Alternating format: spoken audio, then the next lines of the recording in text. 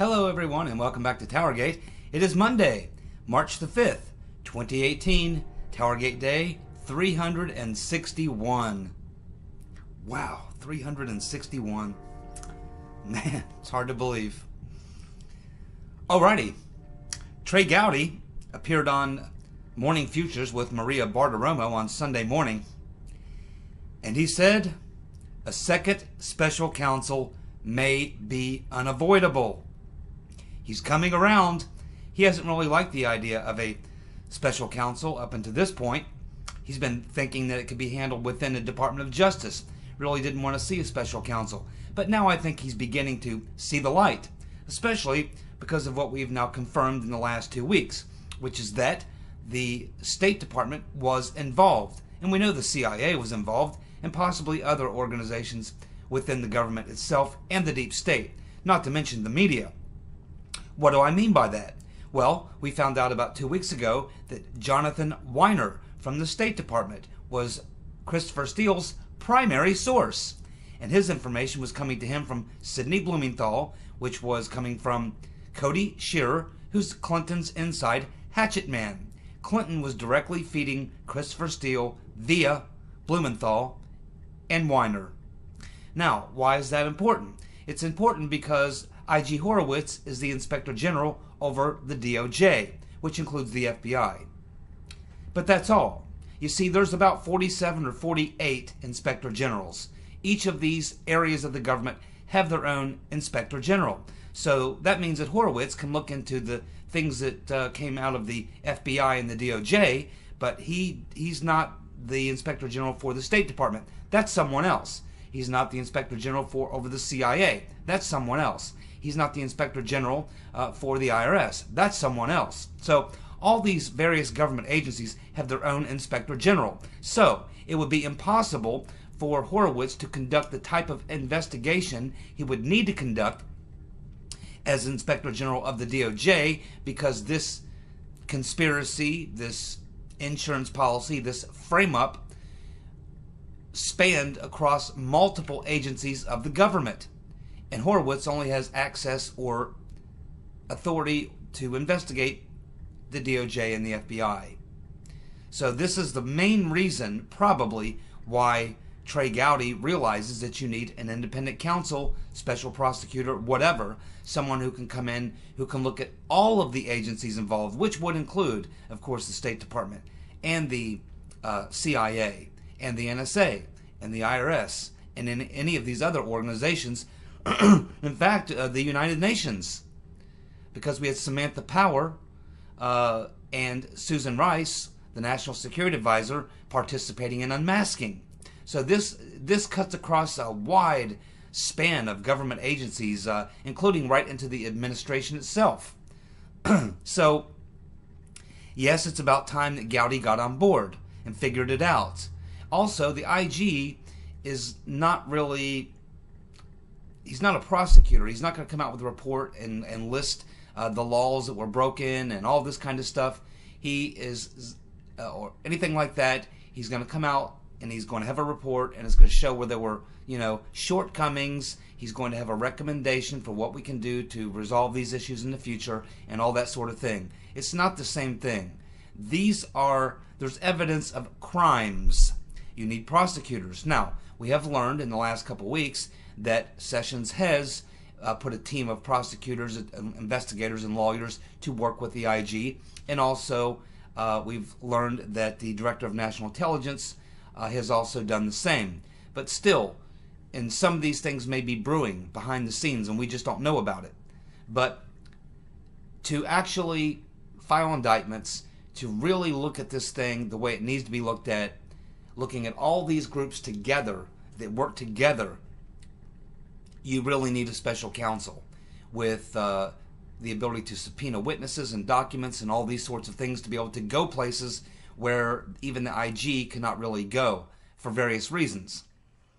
So I think that that's probably what happened with Trey Gowdy. Plus, he's getting a lot of pressure from Nunes and Meadows and Goodlatte and others who he talks to every day, I'm sure, and they're already on board for a special prosecutor. They sent Sessions a letter signed by 16 Republicans stating, yeah, you need to appoint a special prosecutor.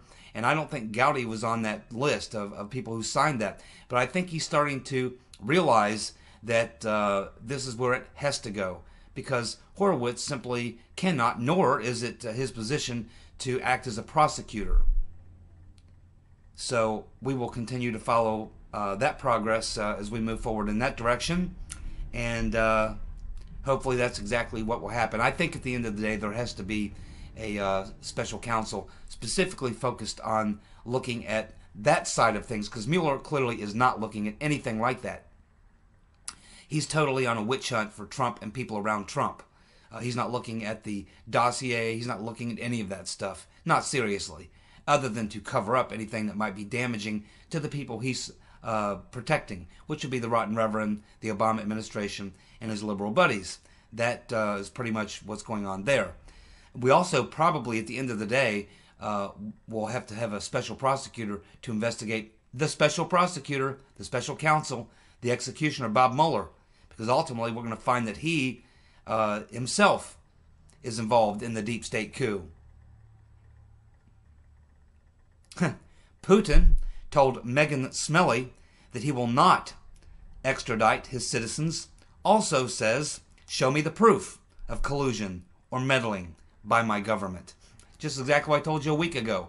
When you start throwing them charges out there, it's easy for Putin to come back and say, yeah, well, I got a mountain of evidence of your meddling in my election, my last election, and you're meddling in my current election. And how about all those NGOs I kicked out? Let's talk about that. And by the way, yeah, you can pass down indictments on these people, but I am not going to extradite my own citizens unless you can show me some proof. So now he's challenging Uncle Bob, the executioner, on his findings, just like Manafort is challenging what's happening to him, just like Michael Flynn is probably getting ready to reverse his guilty plea. Everything that Mueller is trying to do is unraveling, and it's just a matter of time before he'll be up there answering questions about his involvement in Uranium One and other events going back prior to the Trump administration. Going back, oh yeah, he was involved. He was the FBI director during Uranium One. He was the FBI director, I believe, possibly him, if not him, Comey, during the Fast and Furious, and many other things. He has a lot of skeletons in his closet. And that's why he would like to keep this investigation going and going and going and going. He can endlessly subpoena people and documents and emails and transcripts and this and that. He could go on for this for years if you let him. And with Rod Rodenstein running the show, because Sessions accused himself, and he's part of the plot, God knows where this is. Yeah, I don't know. I imagine Trump has a plan, but at some point this thing is going to have to be shut down. And, I don't know what it's going to take. We've already got enough evidence to show us exactly what has been going on. But obviously we need more, I guess. I'm convinced, most of you are convinced, but apparently not enough people are. Certainly not Sessions, not Rodenstein. And they're running the show. Jeff the Flake says he is staying in touch with Obama and that he may challenge Trump in 2020. Ha ha ha! That's funny. Jeff the Flake. That would be funny. Jeff the Flake would fall on his face so badly, his campaign wouldn't even get off the ground. I don't even know who would fundraise, or who would help him fundraise, who would donate money. You're throwing money down the drain. Jeff the Flake will have zero chance at unseating Trump or challenging him in 2020. Trump wouldn't even debate him, probably wouldn't even show up. He'd laugh at him. Probably just laugh at him. Say, yeah, well, go ahead. I'm not going to debate you or even talk to you or have anything to do with you. You just go ahead and put your name on the ballot and we'll see how you do. That's how I would handle it.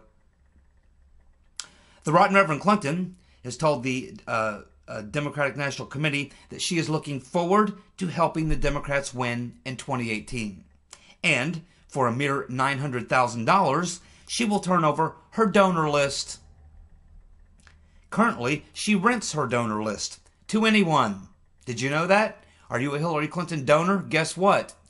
If you're a Hillary Clinton donor, she's got your name, your address, your phone number, and your email, and she sells your information to anyone who will pay her. Advertisers, soap companies, shampoo companies, cola companies, beer companies, beauty products companies, anyone who's paying. The Rotten Reverend is selling your name and your information to anyone who will pay her. And she just hit up the Democratic National Committee for a $300,000 donation in January for her Onward Together campaign, which is part of the Resist movement, also backed by Soros and all of her friends. That's the Rotten Reverend Clinton. That's what she does. Everything is for sale with the Rotten Reverend Clinton. Everything, including our uranium, including elections, FISA warrants, everything in the world of Rotten Reverend Clinton can be bought and sold. Everything. $900,000. It's funny, the DNC, Bernie won't turn over his list at all. And he didn't even ask for money. He just says, I ain't giving it to you, because he probably plans on using it himself. And now the Rotten Reverend Clinton says, yeah, she's looking forward to helping the Democrats win, and she's looking forward to working with the DNC, but only if they cough up $900,000 so that she can give them her donor list. That's the Rotten Reverend Clinton. And now you know why I call her the Rotten Reverend Clinton. Or Crooked Hillary. Take your pick. They both apply. Planned Parenthood protesters were chanting, some men have uteruses. Some men have a uterus. Let me say that again. Planned Parenthood protesters were chanting, some men have a uterus.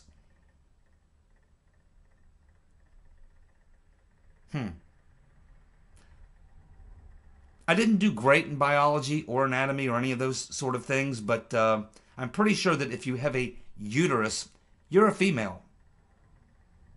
Now, you could have a uterus and a penis, in which case you'd be a hermaphrodite. I've never met one. I've heard they exist, but I've never heard one, met one. Certainly, I don't think I want to. I definitely don't want to see one. What that would look like. I bet that's pretty freaky. Imagine how freaked out you would be. You're having a hot date. Things are getting kind of hot. All of a sudden, you move on to that third base, and you discover both a penis and a uterus. That would be probably traumatizing. You would probably have PTSD, have to see a shrink, and your life would never be the same. I hope that never happens to me. It shouldn't, under my circumstances. But it's something you may want to consider if you're in the dating thing. Be careful. You might run into if you're a female, you might run into a man who has a uterus. And that could have lifelong implications for your psychological, your mental health. Peggy Winfield on TowerGate number 359 left two good links for a interview that Jason Goodman did with an individual who's some kind of a doctor. And the reason she left that link was because we were constantly having this debate about whether or not Horowitz and Sessions and all these people are good guys or bad guys, black hats or white hats. And so that's what the video really deals with. Now, it's pretty long. I watched one night and one the next night. They're like about an hour and a half long. Total of almost 3 hours to watch both videos together. But I did, and it's well worth your time if you would like to. It gives you an interesting perspective on Horowitz. And again, he's kind of following the QAnon theory that behind the scenes this is all a plot and a plan. But the way it's laid out, it's not so much conspiratorial like the QAnon thing and just kind of stuff that's coming out there. He actually lays out a lot of documents, a lot of facts, a lot of history, things that have been going on to make his argument. And it's a very sound argument. And it's very worthwhile if you've got a couple hours to invest. I would highly recommend that you check out TowerGate video 359. Look for Peggy Winfield's comment and look for the two links. And you can check that out. It's well worth your time. Thank you so much, Peggy, for leaving those links. I enjoyed watching both of those videos. Now, let's just stay on the Horowitz thing for just a second, because that was the real focus of that video. Like a lot of you, I'm curious as to exactly who we are dealing with Mr. Horowitz. I've talked about him before, but I've been doing the last week or so watching videos looking at as much information as I can get on Horowitz. And at this point, my findings are that I think Horowitz is a straight shooter. I don't think he's a partisan. I don't know what his political leanings are, Republican, Democrat, I don't know. He may not be either. He may just be a guy who's really not very political. I do think he's a straight shooter. But I also know what his job is, and I know he comes out of the deep state. He worked under Comey. He's worked around a lot of the deep state people, been there most of his career. But most people say he's got a pretty good reputation as being an independent dealer and an honest guy. Now his job, of course, is oversight of the DOJ and the FBI. And his primary responsibility is to protect the integrity of those institutions, not to protect the individuals. Michael Horowitz's job is not to cover for Comey, to cover for Yates, to cover for Ben Strokanis or Page or Strzok or any of these people. That's not his assignment. That's not his responsibility. His responsibility is to protect the integrity of the FBI and DOJ. So if he finds individuals who have corrupted it and have given it a bad name or stained its reputation, it's his responsibility, and it's probably his desire to expose them so that he can come out and say, hey, look, I did my investigation. Here we found some bad apples. And in my report, I've pointed out who the bad apples are and what they may have done that are probably not above board.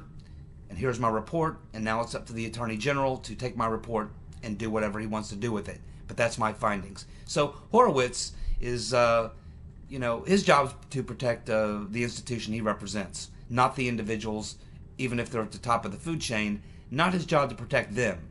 It's his job to protect the institution itself. And if he has to throw some scalps, he certainly will. Because that's his job, protect the institution, not the people. So when you look at it from that point of view, so much of what a lot of people are focusing on is he political, is he left, right, liberal, conservative, this, that, Trump, anti-Trump, pro-Hillary, who knows? Who cares? The bottom line, he's not tasked with any of that. He's not a political appointee per se. He comes from out of the bureaucracy. He comes from out of the system. He knows all these people. He's been around all these people, Comey and Mueller. He knows all these people. He's been around them most of his career. But I think my gut opinion is that he is going to be a straight shooter. He's going to investigate the things that are within his purview. He's going to tell you what his findings are. He might make some recommendations, and he'll give that to the Attorney General, and he'll say, here's my findings, here's what I recommend. It'll be made available to Congress, to the general public. And I don't think he'll try to cover for anybody, but I think neither side may be 100% happy with Horowitz, because I don't think he's going to come out and he's certainly not going to come out and indict Trump or indict Obama or Hillary or anyone like that. That's not what his job is to do, is not to find the crimes, give the law he violated, and say what should happen to them or anything like that. He's only going to look at the things that were done. He's going to tell you who did what that probably shouldn't have been done, that were violation of policy or procedure. But he's not going to lay out specific, sections of law they violated, tell you what should happen, what the penalty should be, or anything like that. That's not what he's going to do, and that's why you need a special counsel or someone to investigate the crimes. And there's no reason why it can't happen now, simultaneously. We don't have to wait for Horowitz to finish his investigation. We can have the special counsel appointed right now, and he can begin working on his investigation. What Horowitz comes up with is, what he comes up with. And again, he's only looking at the DOJ and the FBI. He's not looking at the State Department. He can't look at the overall. And his investigation primarily started to look into the handling of the Clinton email investigation by the FBI to see if there was any problems with that. And then, of course, he was then asked to look into the leaking. But a lot of these leaks probably came out of CIA, out of Brennan, which he can't look at CIA. He can't look at State Department. He can only look at FBI and DOJ. So that's generally my take on Horowitz. I don't think he's going to come out and make either side totally happy. I think he's going to come out with a report that's going to be basically fairly straight down the middle, and it's going to say, well, I investigated this and that, and I found this and that, and here's my report. And now that may be what Sessions needs for him to appoint a special counsel, and I believe it's going to happen one way or another. The pressure is mounting every single day on Sessions. Every day, more and more people are sending him letters, going and talking to him in his office. The pressure is definitely adding up. I think he wants the IG report as cover. I think that's what he wants. It doesn't have to be a lot, but it has to be enough that Sessions can feel like he can get into the game and not be blamed for being a partisan, going on a political witch hunt, or anything like that. He doesn't want to be accused of what Mueller's being accused of now. But that is how I see Horowitz. Now, I actually am going to post up a video. It's a short video, about 5 minutes long, of Horowitz back in, I think, 2010. And something that was pointed out in the two videos that I watched from the links that Peggy left is that Horowitz became very, very frustrated in 2010 because he was being blocked from investigating things happening at the DOJ and FBI during the Obama years. So he wrote letters to Republican members on these committees who have oversight. And he said, hey, I'm getting all these rules and stuff like the letter that came from Sally Yates, things like that, blocking him from doing his job.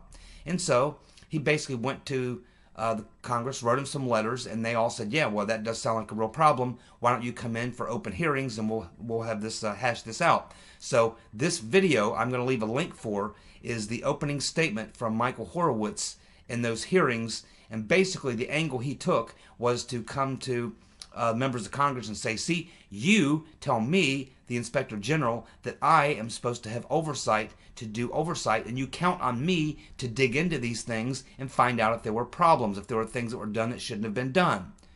The problem is, what you don't know is that the administration is blocking me from being able to do the investigations that you and Congress expect me to do as part of my oversight that you're charging me with. If you want me to do these investigations, then you need to work on what's going on with the Obama administration, because they are blocking me from being able to do the job that you are telling me you want me to do. That's essentially what he's saying. I'm going to put the link for the video and you can watch it for yourself. Now, this clearly tells you that he was very frustrated with the Obama administration blocking him from doing his job, investigating things in the DOJ and the FBI. So this tells us that he's not a left-wing homer by any stretch, because his anger and frustration was with the Obama administration blocking him, just like Sally Yates blocked him from looking into the DOJ NSD, and he raised a stink about that as well. So I think he's a straight shooter. I really do. I'm going to leave that link for you. You can watch it, and keep in mind that's why about 3 or so weeks ago we did a story here that I think we got off the American Spectator or the Hill. I can't remember which site I got it from. But basically the story was that we should not be surprised if, when we get the Inspector General report, if we don't find that he goes all the way back to the very early beginning of the Obama administration, at least back to 2010, when there were investigations he was trying to do, which he was blocked from doing, which now he may have been cleared to do. So he may go back and look at some of those things that were happening back then. So what we may get from the Inspector General is not so much a deep dive, drill down deep into a couple things that we're focused on. What we may get is a very overall general focus on things that are out of control at the DOJ and FBI, and not just dealing with what happened since the 2016 election, but going back even before that. That is very likely what we could see. Someone asked me to comment on the Obama birth certificate. Well, that's funny. You know, I mean, Obama's gone. He's been gone for a year. It's past history, no matter what we find out. I don't know if we'll ever get to the truth. But just so you know my opinion, I always felt that Obama was the Manchurian candidate. I know that the first birth certificate that he put up on his website was fraud. And we had Joe Arpaio's investigator, and I watched 2 or 3 of his videos. He went through that birth certificate layer by layer by layer and pointed out all the fraudulent things. And any one of those things would make the birth certificate fraudulent. But there's just one thing. If you can only pick one thing, you simply have to look at the text that was used back in 1960, 61, or 62, whenever that was made. The text that was used did not even exist in 1960, 61, 62. That alone tells you it's not an original document. But I've always believed that the document was false. I don't know who Barack Obama is. I don't know. He said so many names. I don't know if he was born in Africa, born in Indonesia, born in Hawaii. I don't know. I don't know if he really did actually go to Columbia University. I don't know if he actually did all these things we're told he did. I don't know who the guy really is. I don't know. I consider him the Manchurian candidate. I mean, who knows who Obama really is, or where he was really born, or what he's really all about. I think we have a pretty good idea what he was all about, but I just don't know. All I do know is I think the birth certificate that he put up on his website was fraudulent, and I don't even know if he even has an original birth certificate. Maybe they don't keep those types of records in Kenya or wherever he's from. God knows. Maybe he was made in a test tube at Langley.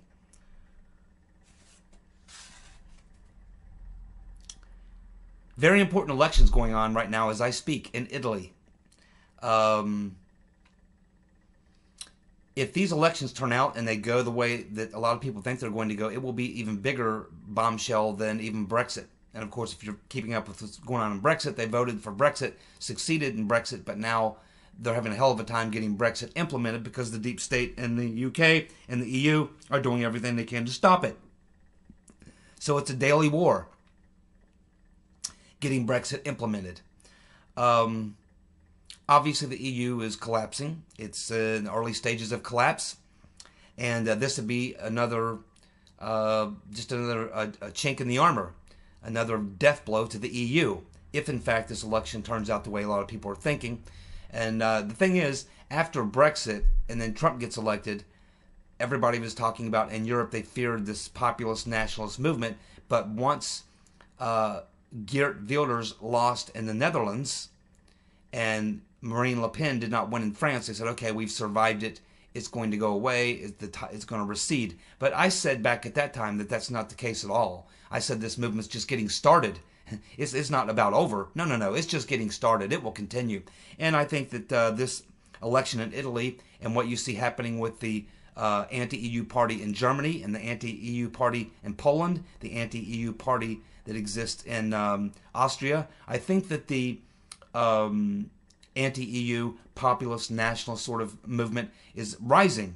It's growing, not deflating or shrinking or going away. And I think this elections in Italy are going to be key to that. So in these Italian elections, this has huge implications for the EU, and the anti-EU candidates and parties are expected to do very well. You have a lot of problems in Italy right now. They have been having a lot of riots in the streets of the past 2 or 3 days, and even on election day today, because a lot of the left-wing radicals over there know that they're probably going to have a bad day. Italy is currently under siege from a wave of migrants from Africa and the Islamic world. They're drowning in public debt. Their economy is in tatters. They are talking a lot about exiting the EU. At least 2 of the major political leaders of the political parties there are talking that way. We have this real popular movement there now called the 5-Star Movement, who's expected to pick up 35 to 40% of the vote in the parliamentary elections. They're not really left or right. They're not really driven by politics as much as they're just driven by anti-EU. They want to leave the EU. And so it contains elements of people from the left and the right and the center. It's just really an anti-EU, let's get out of the EU sort of movement. It's called the 5-Star Movement, and they are expected to probably do the best in these parliamentary elections. You have this Matteo Salvini, who represents the Northern League, and of course he wants to bring back the French lira for domestic use.